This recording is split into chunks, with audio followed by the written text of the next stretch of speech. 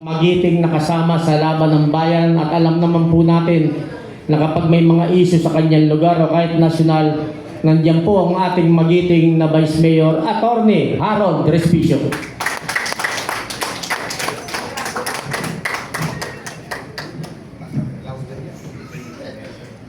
Yeah, buddy! Magandang umaga po sa inyong lahat. Maraming salamat folks sa pag-imbita sa akin dito sa gathering na ito. Galing pa ako ng Isabel at nagbiyahe ako ng 12 hours to come here. Yeah, buddy! Woo! Ang haba, nakakapagod. Pero syempre, hindi natin iiwan yung ating mga kakampi dito sa 18 Marines. Dahil love ko sila eh. Kasi kapareho ko yung mga yan. Kinakasuhan kami.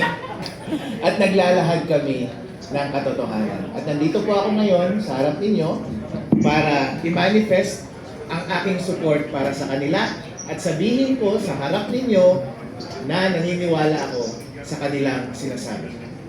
Ako po si Attorney Harold Respicio. Isa po akong Vice Mayor sa probinsya ng Isabela sa bayan ng Reyna Mercedes. Isa po akong Ilocano at isa po akong elective official. Pero higit sa lahat, isa po akong Pilipino.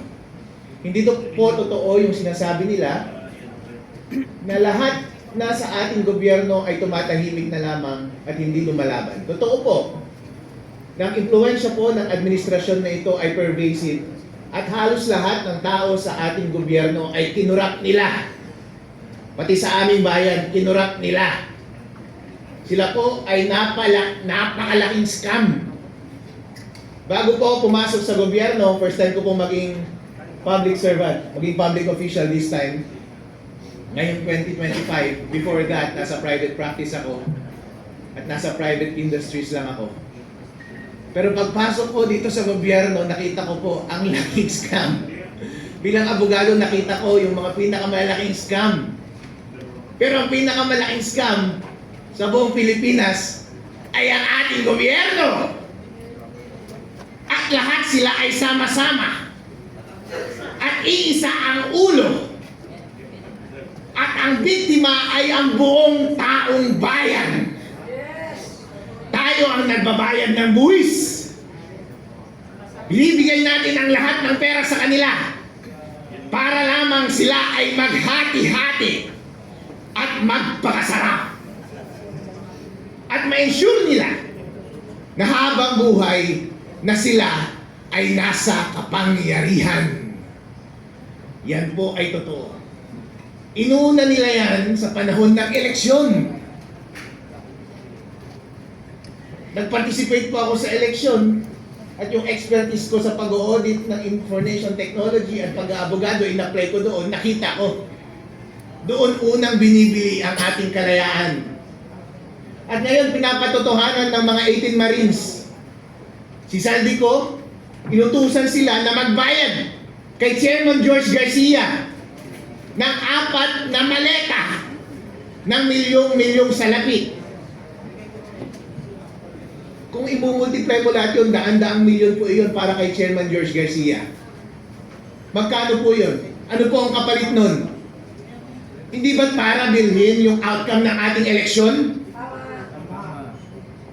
Ang eleksyon na lamang ang tanging mekanismo para ang bawat mamamayang Pilipino ay ma-exercise nila yung kanilang direct power sa bansang Pilipinas.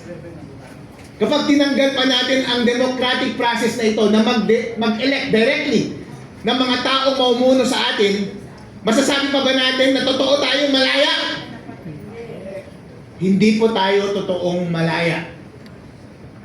At lalong hindi po tayo totoong malaya kung pati yung mga institusyon na dapat nagbabantay sa ating gobyerno ay binibili na rin nila.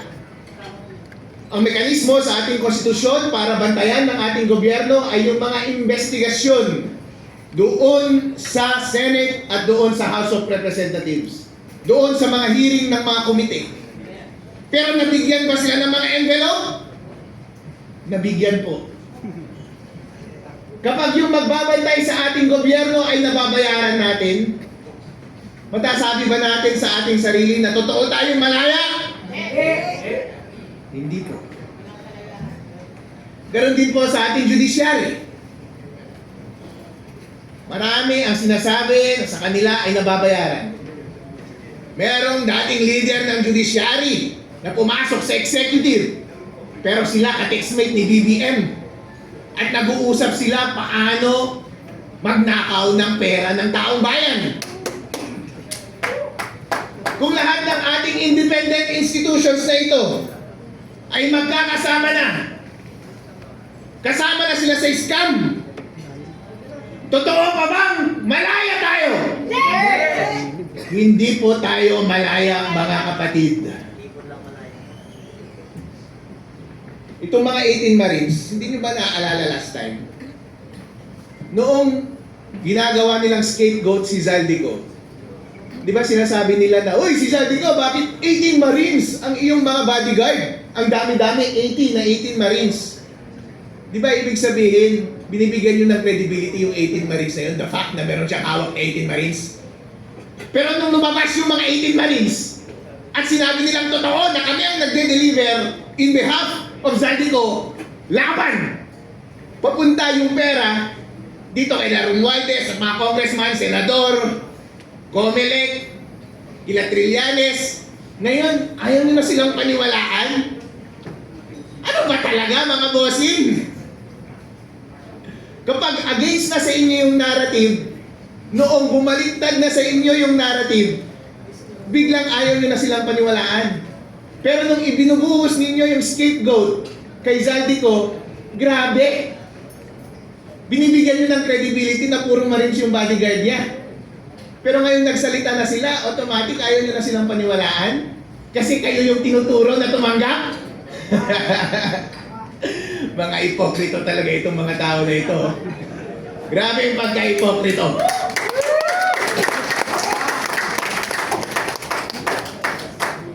Ngayon ako ay lumalabas dito dahil obligasyon po natin na kahit ano ang kulay natin. Dahil sa totoo lang po, wala namang sumusuporta sa akin. Although makikita nyo ngayon, naka-align ko yung mga Sara Duterte. Kasi kami na naman ang lumalaban! Kasi yung mga kaliwa, mga pink, mga dilawan, tumanggapin pala ng pera, mga walang iya! Kaya pala tahimik tong mga to eh! Noong unang naglalabas ako ng mga issue sa Comelec, kayo pa ang mga kasama ko eh! Lahat ng mga aktibidad po, nag-iimbita sa akin. Kaya nandito rin ako, naiimbitahan ako. Sumasama po ako.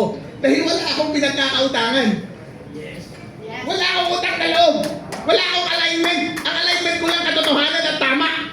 Kaya nag-a-attend ako karate. Para matigil ang kasamaan at magnanakaw sa ating bansa. Pero na-observahan ko parang, bakit yung kabilang side walang masyadong activity? Walang activity masyado. Napapadalas tuloy, napapansin nila, bakit Harold parang dito ka sa opposition na sasama parate? Eh sila nga yung may activity eh, nalaban sa gobyerno. Yung mga ibang partido wala ng activity na laban sa gobyerno. Dahil bayad silang lahat!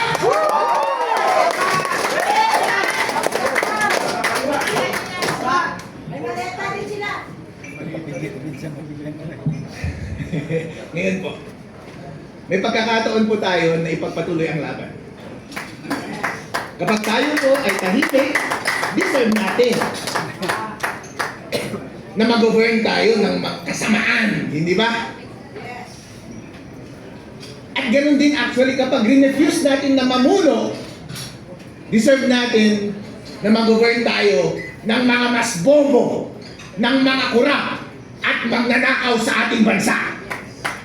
Kaya mahalaga na tayo ay magsalita, na mag-participate at i-take up natin yung responsibility na pamunuan ng tama ang ating bansa.